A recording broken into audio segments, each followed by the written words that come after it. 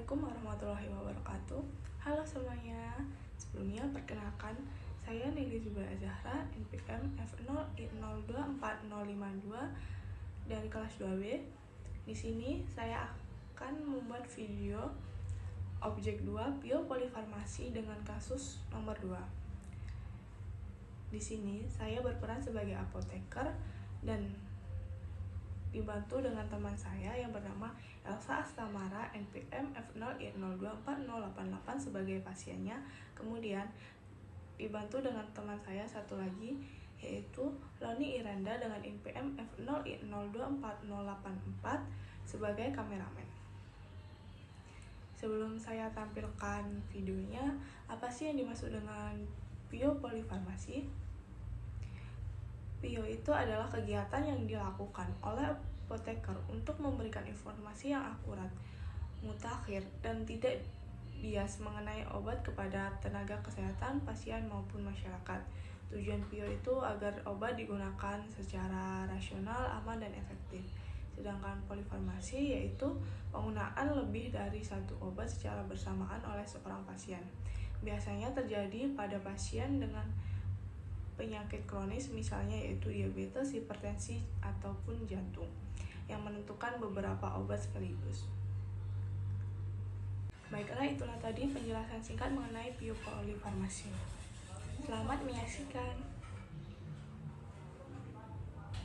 Nomor antrian 10. Silakan duduk dulu. Selamat siang Ibu, saya Neli Zubal Azahra, apoteker yang bertugas pada acara ini. Ada yang bisa saya bantu, Bu? Selamat sore, Pak. Saya di sini mau menebus obat dari resep dokter Bu Aisyah.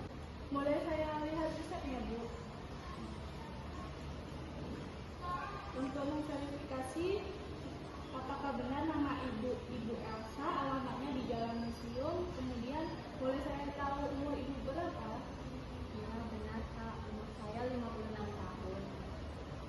Baik Ibu Elsa, berdasarkan resep yang Ibu dapatkan, Ibu mendapatkan obat untuk kolesterol tinggi, tekanan darah tinggi, kemudian asam lambung.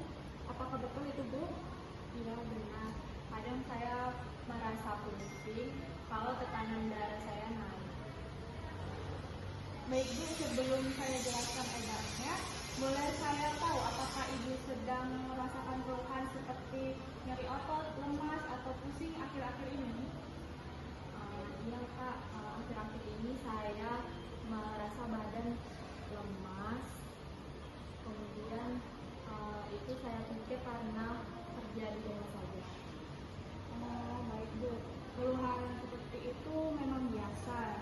Juga berhubungan dengan obat kolesterol, jadi nanti saya jelaskan supaya Ibu tahu mana yang normal dan mana yang perlu diperhatikan ya.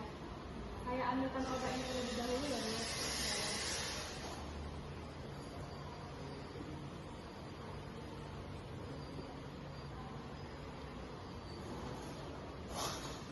Jadi Ibu Elsa itu termasuk pasien polifarmasi, artinya menggunakan beberapa obat sekaligus itu tidak apa-apa, asal diminum dengan cara dan waktu yang tepat atau yang benar supaya tidak saling bereaksi dan tetap aman.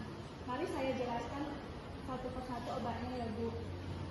Yang pertama itu ada Lipitor, diminum pada malam hari sebelum tidur untuk menurunkan kolesterol jahat. Kemudian efek sampingnya itu bisa membuat otot Ibu terasa pegal atau nyeri, terutama di kaki. Kemudian kalau terasa begitu berat dan semakin berat, segera laporkan ke dokter ya Bu.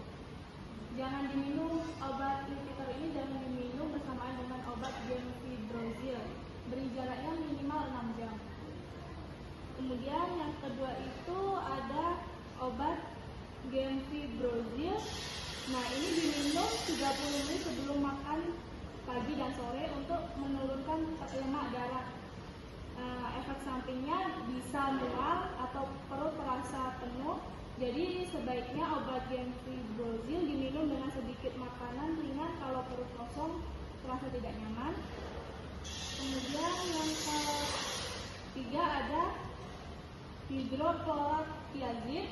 Diminum setelah sarapan pagi, membantu mengeluarkan kelebihan cairan dari tubuh, sehingga tekanan darah turun. Lalu efek sampingnya itu, ibu akan sering buang air kecil. Nah, itu tuh normal ya, Bu. Jadi, tapi kalau terasa sangat lemas atau pusing, minum air yang cukup dan segera konsultasi ke dokter. Kemudian ada yang keempat itu ada lasik, sama-sama diuretik seperti hidrokhlorothiazid. Jadi lasik ini diminum pada pagi hari supaya malam tidak terganggu tidurnya. Efek sampingnya itu bisa membuat tubuh kekurangan cairan kalau tidak minum cukup air. Jadi ibu disarankan untuk minum banyak air, jangan sampai dehidrasi. Kemudian, yang kelima ini ada obat Asmilet. Nah, ini diminumnya setelah makan pagi. Obat ini berfungsi untuk mengencerkan darah supaya tidak mudah menggumpal. Nah, efek sampingnya itu bisa membuat lambung merasa perih atau mual. Jadi jangan diminum saat perut kosong ya, Bu. Kemudian yang keenam itu ada obat ranitidin. Ranitidin ini diminumnya sebelum makan pagi dan malam untuk melindungi lambung dari iritasi obat seperti Asmilet. Nah, efek samping dari obat ranitidin itu kadang mengantuk atau pusing, tapi biasanya itu bisa hilang sendiri, Bu. 7 ada obat antasida tablet, diminum 3 kali sehari 1 jam sebelum makan atau 2 jam sesudah makan. Obat antasida tablet ini untuk menetralisir asam lambung. Nah, efek sampingnya itu ringan, bisa menyebabkan kembung atau sembelit kalau terlalu sering. Dan yang penting itu jangan diminum bersamaan dengan obat lain, beri jaraknya 1-2 jam. Banyak sekali ya obatnya, Kak. Saya takut salah minum obatnya. Tidak apa-apa, Bu Eva, saya bantu buatkan jadwal minum obat harian supaya lebih mudah diingat. Nah, yang terpenting itu ikuti aturan dokter, jangan menambah atau mengurangi dosis sendiri. Nah, untuk penyimpanan obatnya itu simpan di tempat yang sejuk dan kering, di suhu di bawah 30 derajat Celcius. Kemudian jangan terkena sinar matahari langsung, simpan dalam wadah aslinya, jauhkan dari jangkauan anak-anak. Kemudian obat seperti antasida dan ranitidin sebaiknya disimpan dalam wadah tertutup rapat. Baik, Kak. Terima kasih atas penjelasannya satu persatu. Berarti untuk obat Lipitor itu diminum pada malam hari dan obat Benfigrizol sebelum makan di pagi dan sore hari ya, Kak? Betul sekali, Bu Elsa. Jadi kalau ibu nanti merasa nyeri otot, lemas berlebihan, dan pusing berat, segera periksa ke dokter ya, Bu. Karena pasien seperti ibu itu perlu pemantauan rutin agar obat tetap aman dan efektif. Dan ini obatnya, Ibu. Baik, Kak. Terima kasih ya. Sama-sama Ibu Elsa, semoga lekas sehat, tetap jaga pola makan, kurangi makan gorengan dan santai, serta rutin kontrol ke dokter ya, Bu. Iya, Kak. Terima kasih, Kak, atas waktunya. Baiklah, itulah tadi video biopolifarmasi. Saya ucapkan terima kasih. Wassalamualaikum warahmatullahi wabarakatuh.